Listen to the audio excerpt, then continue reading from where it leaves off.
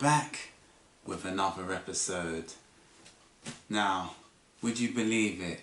They made a clone of one of the greatest consoles of all time. And once I reveal it now, you will see for yourself. This is called the Famicom Compact, which is a complete rip-off of the original. When I went to purchase this, I was looking for the Famicom/NES, and I say Famicom because, as you know guys, whenever I go to buy any retro consoles, I always prefer the Japanese versions.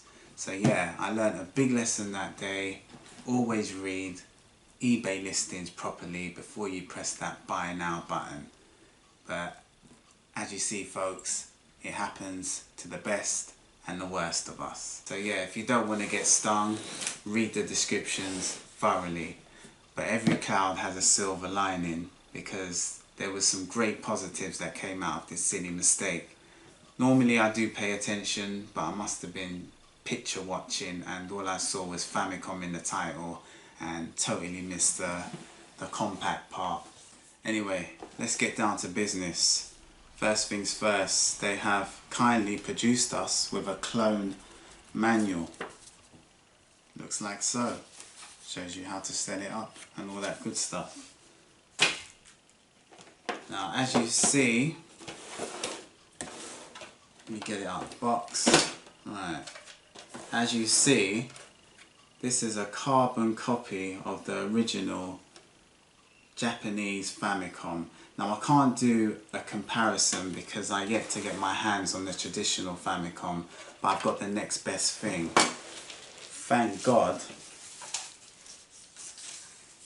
for one of these, the Famicom Mini. Okay, let's start the comparison right away. Now on the Famicom Mini, everything is how it would have been on the original Famicom. Now first of all guys, as you can see the Nintendo logo next to the family computer in text. There you have some kind of icon image, and yeah, that's the first comparison. And then I'm going to show you the clone here. Next to the family computer, you don't see no Nintendo logo anywhere. Just says family computer on the front. And as you see, the controller pads are not attached. If I get out one of the clone controllers, as you see, it's not attached. We have some ports on the front, which we would connect up your joypad. But with the original Famicom and the Mini, which is identical to the Famicom, as you see from the back we have some leads which is integrated into the Famicom. So that's how it would have been back in the day. The Famicom controllers would have been attached, and here's a big change which they did. You only would have had 2 buttons and a select and start and a D-pad on the original. With the clone control pad, we've got 4 buttons, and they are positioned differently on the control pad.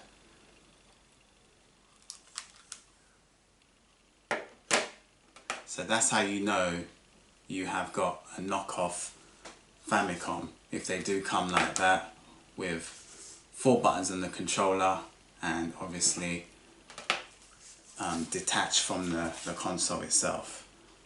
And the I/O ports on the back are completely different.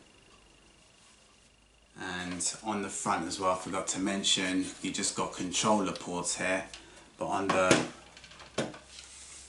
real Famicom you would have a expansion port which you can remove just like that.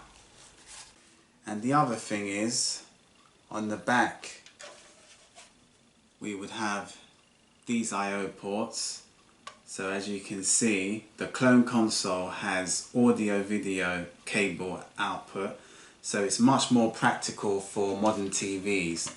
Unlike the real Famicom, the TV output was RF, so it would look very messy on a present day television. Other than that, as you can see, they look identical, and the good thing about the Famicom clone is you can play original Famicom cartridges. And me buying this clone, it came with some original Famicom games, and I can honestly say they play perfectly fine on the clone machine. So that's a huge bonus, and some of the games ain't cheap. Before I go on, let me show you what the PSU looks like. Just looks like a third party power supply. There's nothing Nintendo about that. And that will just go in the back there. And then we have our TV cables, which are just audio AV cables there, which you can probably turn it into SCART as well if you've got one of them little SCART blocks. So yeah, that's the cables. Now I'm going to show you the games. I decided to fire it up. As you see, it's got the red LED light there, glowing brightly. So now you're going to see it working in all of its clone glory. So it's pretty much the same layout as how the real Famicom will look. Got the power button there, got the reset button, and we have this eject button in the middle. Yeah, that's exactly how the traditional one would look. And this is what I used. This is a SCART adapter. This is a Microsoft one. I believe it was for the Xbox 360. And once I insert my AV cables, I will now turn it into a SCART lead. So once you turn on the console without a cartridge inserted into the machine, you'll be met with this home screen, and you have a choice whether Chinese or English. Obviously I'm going to choose English. Press the start button. It's amazing how I forgot I had this just stored away in disappointment, but when I studied it really properly, it was £40 well spent. And even when I eventually get my hands on the genuine one, I will still keep this as a collectible, 100%. But saying that, let's get to this. I'm going to fire up Contra. So this is what it looks like on a modern day TV.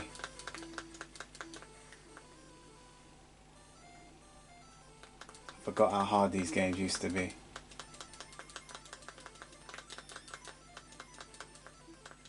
So that's Contra out of the 500 built-in games. Now I'm going to show you. What it actually looks like when I'm playing one with the original cartridge.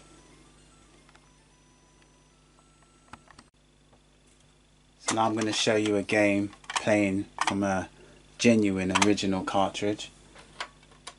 I just lift the flap back like that, and you put it in just the same way you would a normal Famicom. And this game is Dungeons and Dragons. Can't read Japanese, so it's a bit...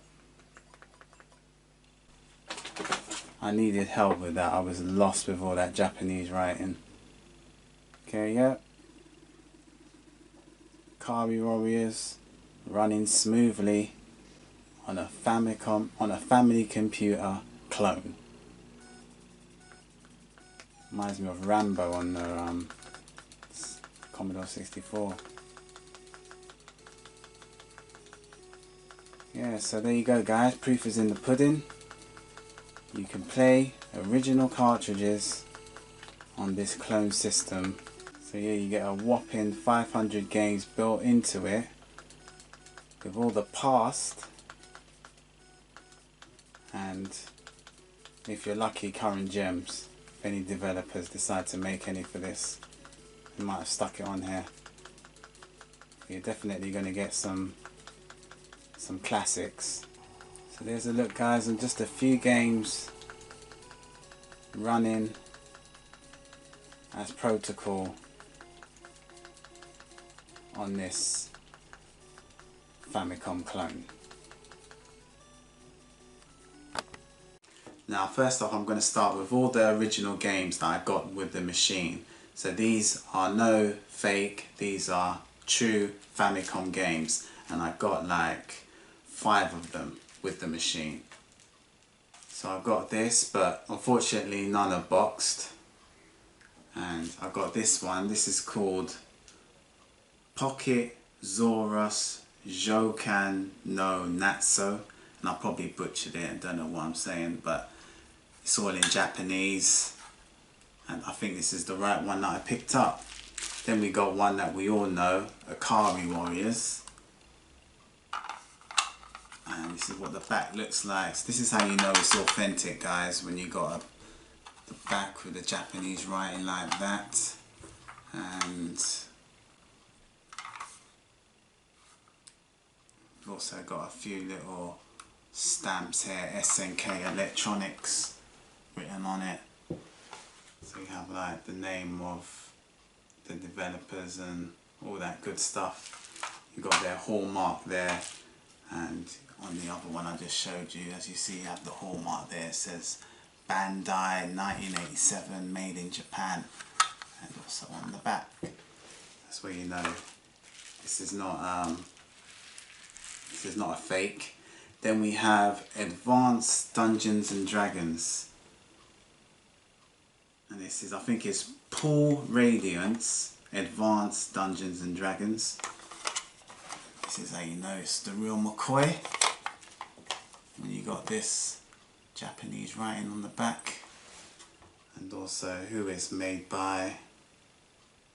It also says Famicom Computer, so you know you got the real McCoy here. I didn't get the name of this, it's all in Japanese, but I got this game with it.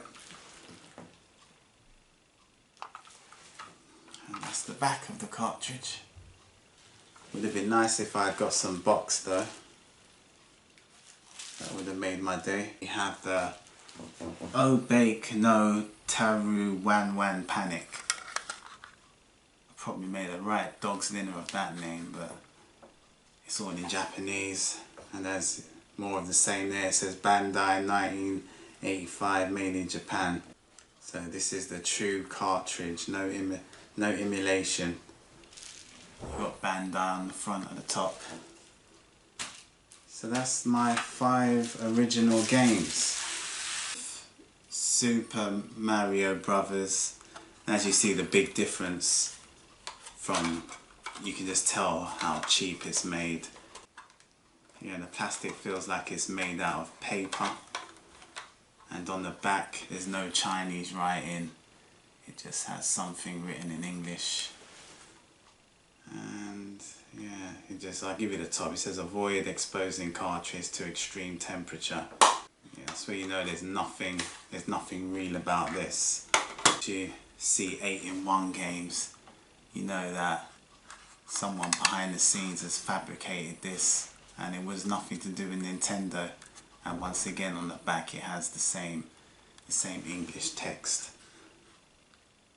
Be careful not to immerse cartridge in mortar.